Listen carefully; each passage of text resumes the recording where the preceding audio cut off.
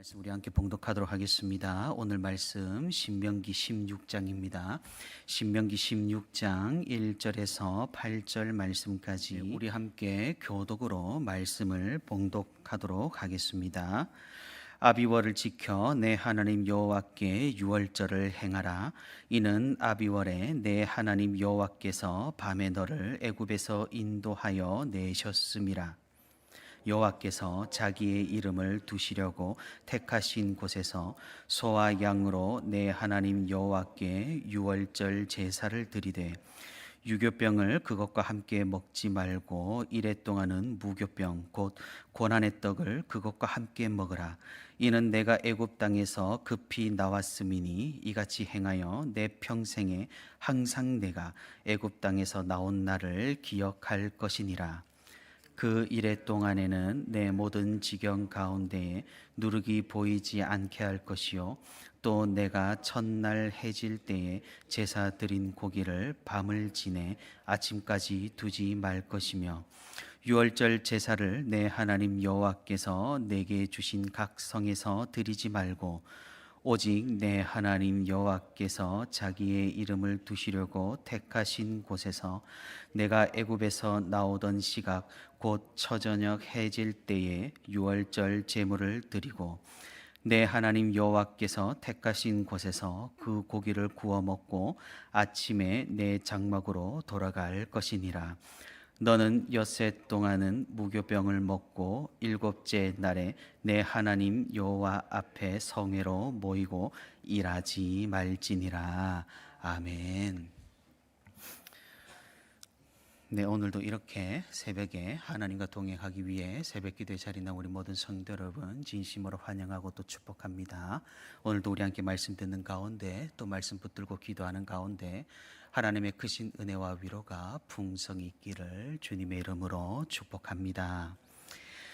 우리는 리딩 이 지저스를 따라서 계속해서 신명기를 읽어 나가고 있습니다. 아마도 성도 여러분들께서는 이미 월요일 새벽이나 교제를 통해서 접하셨을 것입니다만 이 신명기는 모세가 광야 2세대에게 신신당부를 한 그런 말씀입니다. 우리가 일전에도 살펴봤듯이 광야 1세대는 불순종으로 인해 실패를 했습니다.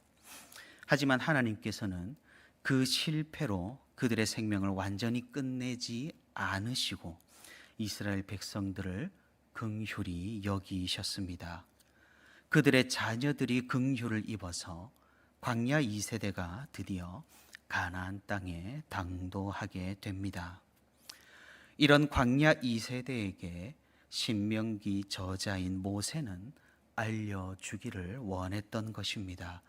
우리가 누구인지, 우리가 어떤 민족인지, 우리가 하나님께 어떤 은혜를 받았는지를 말입니다.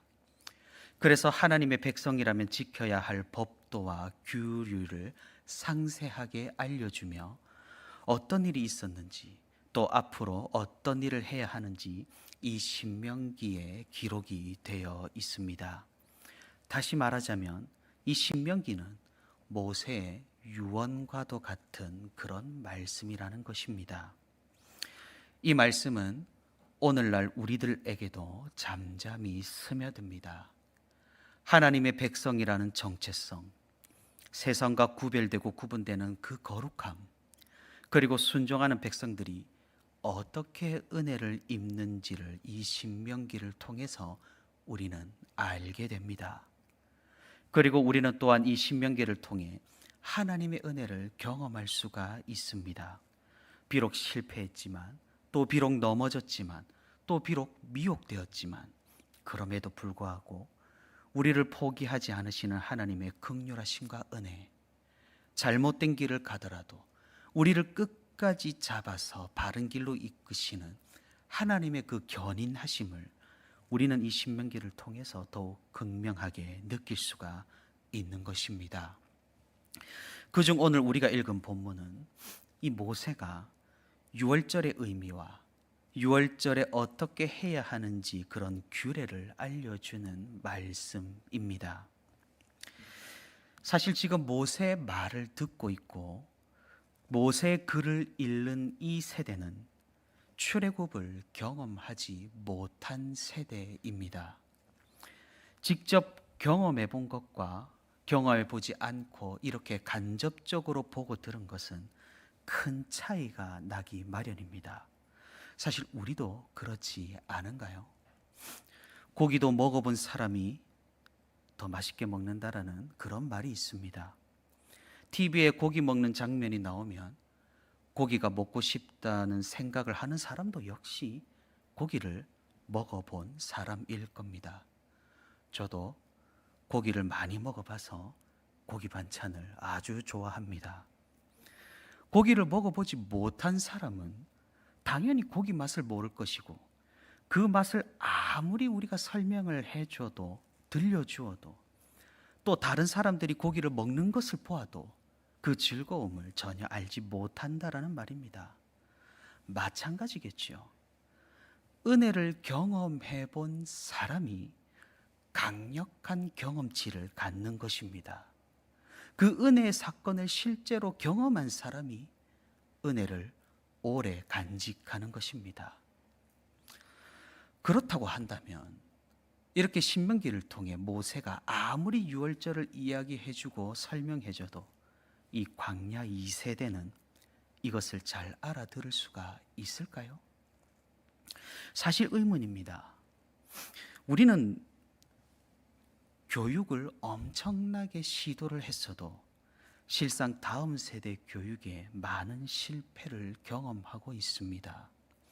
알려주고 들려주고 설명해줘도 우리의 젊은 세대와 다음 세대의 이탈을 우리는 잘 막을 수 없었던 것이 사실입니다.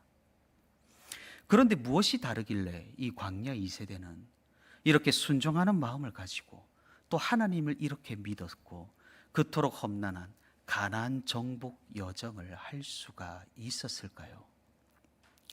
그것은 모세가 절대로 그냥 알려주기만 한 것이 아니기 때문입니다. 아까도 말씀드렸습니다. 경험한 사람이 경험하지 못한 사람보다 더 강력한 힘을 가진다고 말입니다. 이 광야 2세대는 사실은 출애굽은 경험하지를 못했겠죠. 하나님께서 이집트에게 내린 그 징벌들과 그 당대 최대 권력인 바로의 항복과 홍해를 가르는 하나님의 그 놀라운 역사와 이집트 병사들을 몰살시킨 하나님의 능력을 경험하지는 못했을 겁니다. 하지만 이 광야 2세대는 그 대신에 광야에서 하나님이 우리를 인도하신다라는 사실을 분명하게 경험을 했던 겁니다. 그들에게 마실 물과 먹을 것을 날마다 베풀어 주시는 그 은혜를 경험했습니다. 척박한 땅에서도 그들을 불기둥과 구름기둥으로 인도하시는 하나님을 보았던 것입니다. 그러니 광야 2세대는 알았습니다.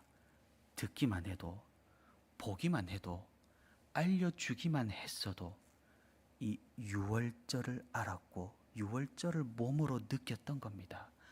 우리 하나님이 어떤 하나님이신 줄을 알았던 겁니다.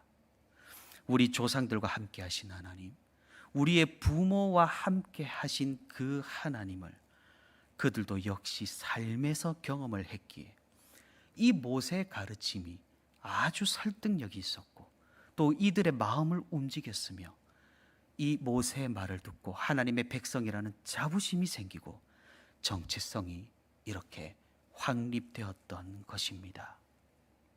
사랑하는 성도 여러분, 그럼 우리는 여기에서 어떤 교훈을 얻을 수가 있을까요? 먼저는 우리가 분명하게 경험을 해야 합니다. 하나님께서 베푸시는 은혜를 맛보아야 알아야 한다라는 그런 사실입니다. 솔직하게 말해서 아마도 여기 계신 분들은 이미 하나님의 은혜를 경험해 본 그런 성도분들일 것입니다. 그렇지 않다면 이 새벽에 나오는 것은 정말로 힘이 드는 일이니까 말입니다. 우리가 교회를 다니고 어려운 와중에도 교회를 통해 하나님을 섬기는 이유가 무엇입니까? 그것은 우리가 하나님의 은혜를 경험한 자들이기 때문입니다. 그러니 우리는 이 모든 것들을 감당할 수가 있고 이 모든 것들을 감사로 여길 수가 있다는 사실이죠. 다음으로 우리는 우리의 다음 세대에게 하나님의 은혜를 경험할 수 있도록 도와주어야 합니다.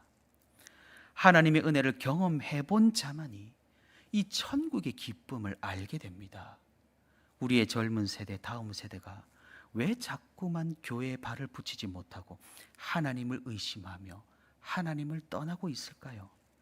그것은 하나님의 은혜를 경험해 본 적이 없기 때문입니다. 심지어 부모님으로부터 신앙적인 영향을 거의 받지 못하니 그들이 무감각해졌기 때문입니다. 과거부터 지금까지 가장 효과적이고 성경적인 교육 방법은 도제 교육입니다. 스승의 삶에서 제자가 배우고 함께 생활하여 실제적으로 배우는 교육이 참된 교육이 된다라는 말입니다. 하지만 우리를 돌이켜보면 우리는 어떠했을까요? 그 누구도 아이들의 스승이 되지를 못했습니다. 롤 모델이 없었고 그저 앉혀놓고 강의만 했을 뿐입니다. 그런 아이들은 경험하지를 못합니다. 간접적인 교육과 외침은 삶에 영향을 크게 주지 못하는 것은 뻔합니다. 그러니 우리는 무엇보다 교회 가운데 또 가정 가운데 이 아이들에게 하나님을 경험하게 해 주어야 한다라는 사실입니다. 그럼 우리는 어떻게 해야 합니까? 실제로 보여줘야 합니다. 우리의 자녀들에서부터 믿지 않는 가족들에게까지 그리고 믿음으로 인도하고 싶은 사람들에게 우리가 하나님을 보여줄 수 있어야 한다라는 겁니다.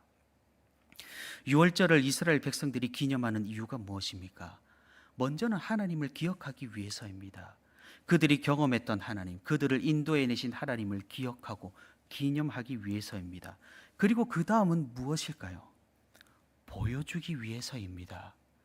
자녀들에게 하나님께서 어떤 일을 하셨는지, 이웃들에게 하나님이 어떻게 우리를 인도하셨는지를 보여주기 위해서입니다. 그러니 마찬가지입니다. 우리 역시 우리의 삶으로 보여줘야 한다라는 겁니다. 우리 주님께서 우리를 섬기셨듯이 우리도 섬김의 본을 보여주어야 변하게 된다라는 것이죠. 우리가 먼저 하나님의 말씀으로 변하는 것을 보여주어야 우리의 자녀들이, 가족들이, 이웃들이 그 변화를 보고 찾아오게 된다라는 것입니다. 결국 믿음은 말로 전달하는 것이 아니라 삶으로 보여주는 것이라는 사실입니다. 모세가 광야 2세대에게 그러했으며 엘리야가 엘리사에게 그리했었고 우리 예수님께서도 제자들에게 그리하셨고 사도들이 그 제자들인 속사도들에게 그리했으며 우리 믿음의 선배들이 우리에게 그리했듯이 말입니다. 사랑하는 성도 여러분, 말씀을 맺도록 하겠습니다. 우리가 왜 젊은 세대와 다음 세대 교육에 어려움을 겪고 있는지를, 또 한국 교회가 왜 이토록 침체되고 있는지를 함께 생각해보고 함께 기도할 수 있기를 바랍니다. 우리를 통해 하나님의 은혜를 경험하게 해주어야 하고 그 은혜를 보여주어야 하며 그래서 그들을 믿음으로 이끌어야 한다라는 겁니다. 그래서 우리는 어떤 위대한 믿음의 법칙을 여기에서도 발견하게 됩니다. 신명기를 통해서 다시 한번 깨닫게 됩니다. 내가 먼저 변해야 내 주변이 변한다라는 사실입니다. 내가 먼저 믿음으로 살아야 내 주변이 믿음으로 돌아온다라는 사실입니다. 내가 먼저 주님과 동행해야 내 주변이 주님께로 찾아온다라는 사실입니다. 우리는 늦지 않았습니다. 전도가 어렵다는 지금 시대에도 여전히 믿음으로 살아가고 믿음으로 변하는 사람 주변에는 하나님께로 돌아오는 그런 역사는 일어나고 있습니다. 우리가 그런 믿음의 사람이 될 수 있기를 바랍니다. 우리가 먼저 변하여 우리 주변을 변화시킬 수 있는 그런 능력의 그리스도인이 될 수 있기를 바랍니다. 그리하여서 우리를 보고 다음 세대가 교회로 돌아오고, 믿지 않는 가족들이 교회로 돌아오고, 불신자들이 교회에 들어오며 믿는 사람조차 우리를 보고 섬김과 헌신을 결심하여 교회가 바로 서고 영혼의 구원이 실제로 일어나는 그런 공동체를 우리가 함께 세울 수 있기를 바랍니다. 오늘도 하나님의 능력을 경험하고 그 은혜를 주변에 흘러넘치게 하여 내가 기쁘고 행복하여서 내 주변이 변화되는 그런 놀라운 역사가 삶 가운데 실제하는 그런 삶을 살아가는 저와 우리 온세로교회 모든 성도가 될 수 있기를 주님의 이름으로 축복하고 또 소망합니다.